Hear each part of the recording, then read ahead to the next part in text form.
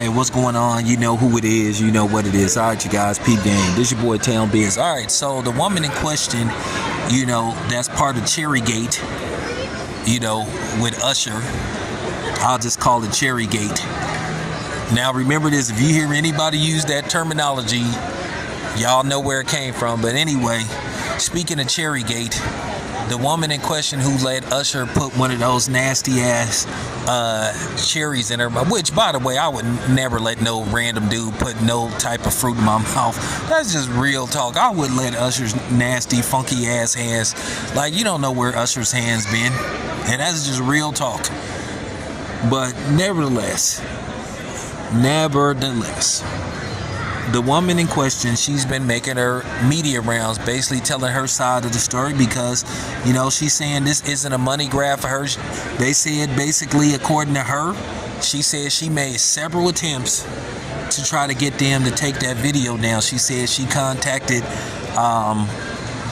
the producers of Nightcap. She said she tried to contact them via social media platforms, emails. She said basically she was ignored. She said she asked them to take the videos down, and she said all she wanted was a public apology.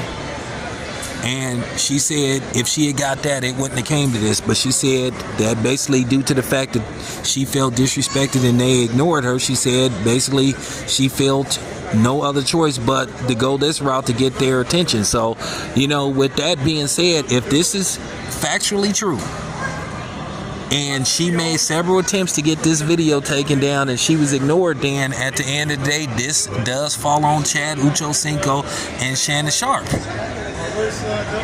If I was them, they should just offer her a settlement right now.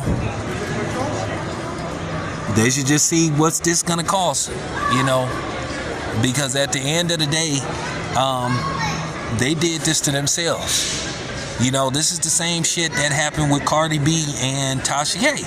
Cardi B asked Tasha K to take those videos down where basically it was proven that Tasha K lied on Cardi B, and Tasha K called herself being too cool for school.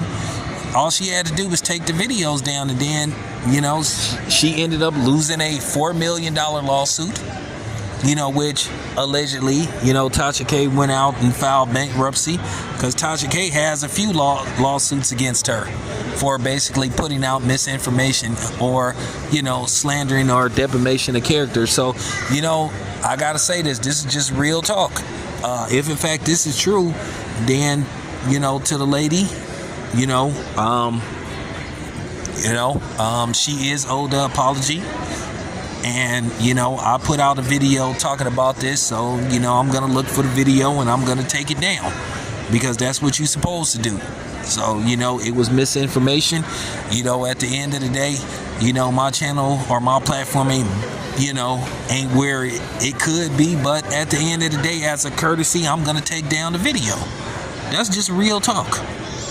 Because I'm not one of those dudes that's going to sit up here and try to stand on a fake circle when I can easily be knocked off of it. I'm not going to sit up here and play these games and just, for some reason push a fake narrative and don't want to admit that I got it wrong.